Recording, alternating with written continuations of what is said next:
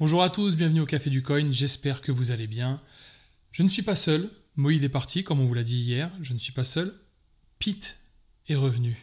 On n'a pas l'image, mais le fait qu'il soit là, c'est bien là le principal. Comment ça va, Pete? Salut David, merci pour cette introduction. On n'a pas l'image malheureusement, toujours au fond de sa caverne, mais on a un petit peu de son et ça fait plaisir. Ouais, on bosse là-dessus, N'hésitez pas à lui offrir un petit abonnement à Starlink, ça mange pas de pain, hein, Ah, pour la franchement, communauté. faites-vous plaisir.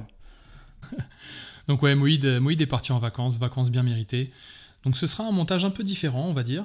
Et le contenu sera là, le contenu sera toujours aussi qualitatif, ne vous inquiétez pas. On sera là aussi pour vous accompagner malgré ces différentes péripéties et petits problèmes.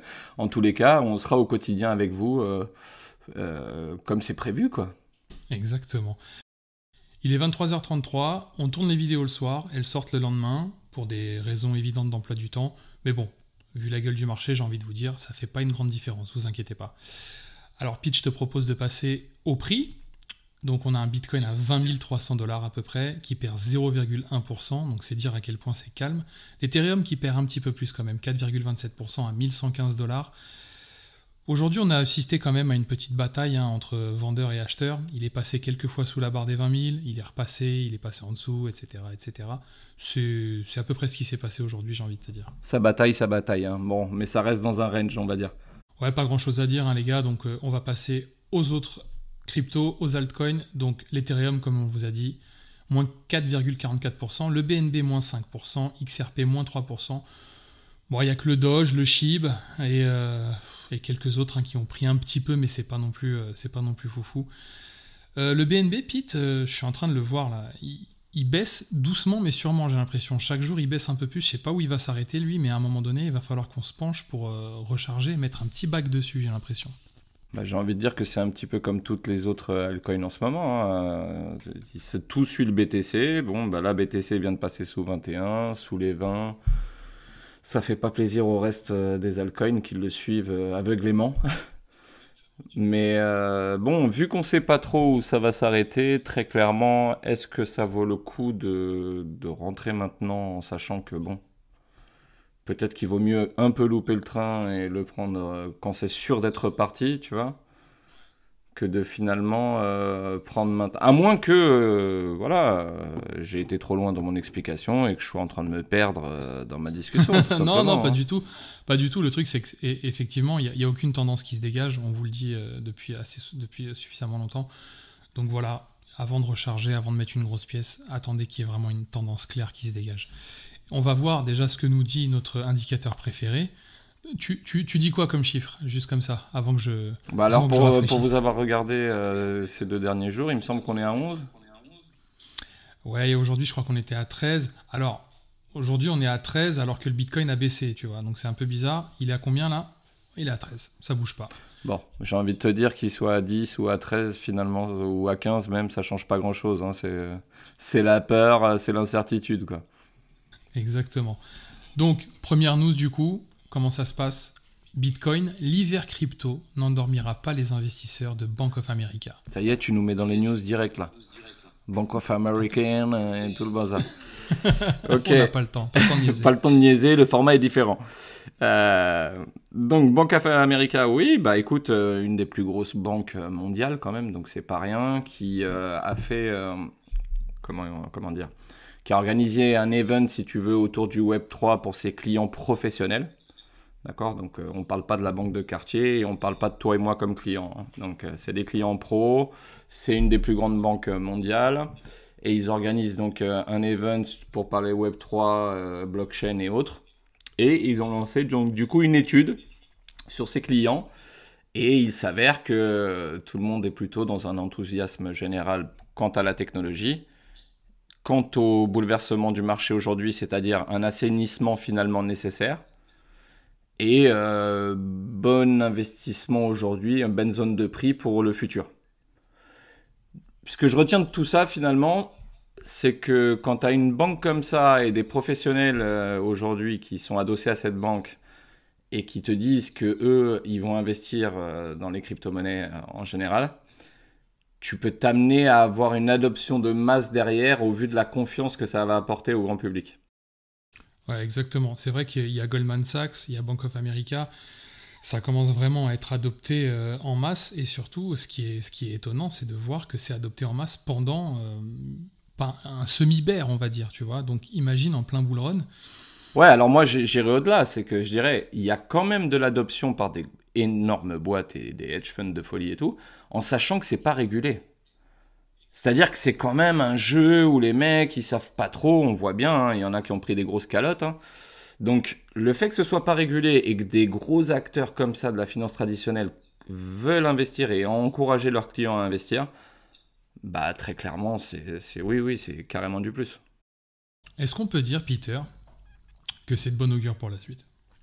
Alors on peut carrément dire que c'est de bonne humeur pour la suite. Je te rejoins. On passe à la news suivante du coup. Ethereum, il vole 3 millions en ETH, mais en restitue la moitié. En gros, c'est quoi? Il a découvert qu'il avait une conscience. En ce moment, je l'ai dit tout à l'heure, ce matin avec Moïd, il n'y a que des trucs comme ça. Soit des hackers qui gardent tout, soit des hackers qui se disent non, finalement, ça se fait pas ce que j'ai fait. Oui, j'ai entendu. Bah oui, je vous rejoins. Mais le truc, c'est que bon, là, on est sur un cas où le gars, il a. Donc, encore une plateforme de lending, hein, c'est du prêt, on va dire, de crypto par rapport à un collatéral. Sauf que cette plateforme-là, que tu as citée, Carnival, elle est un peu différente dans le sens où, en collatéral, tu mets pas de la crypto, tu mets des NFT. Et donc, il y a un petit malin ou un groupe de petits malins qui a posé un Bored Ape qui valait je sais pas combien, qui a reçu le prêt en Ethereum donc pour la pose de ce NFT. Sauf qu'ils ont vu une faille, ils pouvaient retirer le NFT sans avoir restitué l'oseille. Et du coup, ils ont multiplié l'opération jusqu'à siphonner, on va dire, plus de 3000 Ethereum. Ce qui équivaut quand même au marché aujourd'hui à 3,4 millions de dollars. Donc, la plateforme, tirage de cheveux en bonne et due forme, il contacte le hacker et il lui dit écoute, franchement, bravo, on te donne 300K, tu nous rends les fonds et on reste bons amis. On n'entamera pas de poursuite, même si on sait que c'est compliqué de te poursuivre, mais on le fera pas, t'es content, on est content, machin. Le mec, il a dit écoutez, vous êtes bien gentil, je viens de détourner 3000 Ethereum, vous voulez m'en donner 300. Coupons la poire en deux, tu me donnes 1005 et on reste bons copains. La plateforme, qu'est-ce qu'ils ont dit? Bon, bah, on n'a pas trop le choix. En fait, c'est ça ou c'est merde. Et du coup, ils ont accepté. Alors, on me parle de bonne Oui, conscience ou pas, mais. Il y a eu le gars qui avait. Il y a eu le gars qui avait volé 100 millions et la plateforme lui avait proposé 1 million. Oui, alors c'était le bridge, oui, dont on a parlé il y a quelques jours et qui, lui, effectivement, enfin, ou le groupe, hein, on ne sait pas, mais ils ont détourné 100 millions. La plateforme a proposé 1 million, donc c'était Harmony, il me semble. Ils ont proposé 1 million et le mec, qu'est-ce qu'il a fait? Il a pris tout le pognon et il leur a dit oui, oui, vous inquiétez pas, ouais. Et de l'autre côté, il était en train d'essayer de diviser les pistes pour garder le cash, quoi. Mais là, finalement, pour le hacker, c'est tout bénef pour lui. Il rend 1005, il garde 1005, il a le cul propre. Enfin, c'est pas une histoire de bonne conscience, hein, c'est juste que là, tout le monde est heureux, quoi. Ouais, en fait, c'est ça. C'est surtout ça. C'est que le mec, au final, il risque pas grand-chose. Il a fait ce qu'il avait à faire. Il va peut-être même aider la plateforme à se renforcer d'un point de vue de la sécurité. Donc, bon, c'est pas Oui, gagnant-gagnant, bah c'est ça, hein, parce que le hack, il est quand même là. Il a détourné, le smart contract, il est corrompu. Donc, il y a quand même tout un travail à faire. C'est très bon. Moi, ce que ça met en évidence quand même, c'est que les gens qui lancent des protocoles et tout, c'est audité quand même, hein. Il y a des trucs, les white papers, tu suis bien le projet, tu sens que voilà, c'est pas lancé comme ça, mais c'est tellement complexe. Tu vois ou pas? Moi, je suis con, j'ai pas fait ce genre d'études, tu vois, j'aurais dû, mais très clairement, les mecs, ils se régalent, quoi. Alors, c'est peut-être un boulot de plusieurs mois et tout, il n'y a pas de galère, hein. Mais enfin, au bout. C'est franchement, au vu des news là qui tombent de jour en jour, t'as l'impression qu'en ce moment c'est un gruyère le truc. Qui plus est avec les failles de la DeFi justement, t'as l'impression que c'est vraiment. Bah, j'ai pas envie de te dire que c'est une impression, c'est vraiment un putain de gruyère. Il y a plus de trous ou plus de fromage, on sait pas là. Dernière news du jour, une news qui me tient à cœur. Franchement, j'aime bien ce genre de news un petit peu fancy, tu vois, Gucci, Balenciaga, Tag Heuer. Donc après Hublot et Tag Heuer, c'est au tour de Breitling d'accepter le Bitcoin, le paiement par Bitcoin et d'autres crypto-monnaies. Donc ils le disent, hein, une suite logique pour l'entreprise qui a dès 2020 adopté la solution blockchain Ariani pour assurer l'authenticité de ces montres. Donc Breitling va accepter le Bitcoin, l'Ethereum, le Doge, le Shiba. Donc il y en a plusieurs qui commencent à l'accepter et quelques stablecoins. Moi, il y a un truc que j'ai relevé en regardant cette news, c'est qu'en vrai, quand tu achètes une montre grâce à la blockchain, je suis en train de me dire que à partir du moment où la transaction est tracée, si tu veux, ça offre une espèce d'authenticité à la montre. Tu vois ce que je veux dire ? Ça offre un historique en tout cas.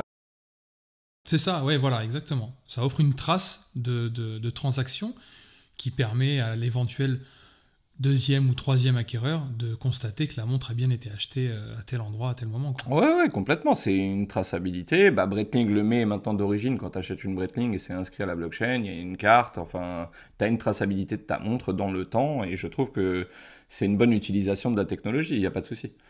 Là, en plus de ça, donc si j'ai bien compris, Breitling, donc ils sont aidés par, tu le disais, la boîte française Ariani, là, mais qui sont assez ouf. Eux, ils offrent des solutions aux grandes marques et aux grandes entreprises pour se lancer dans le Web3, la blockchain et toutes les technologies qui en découlent.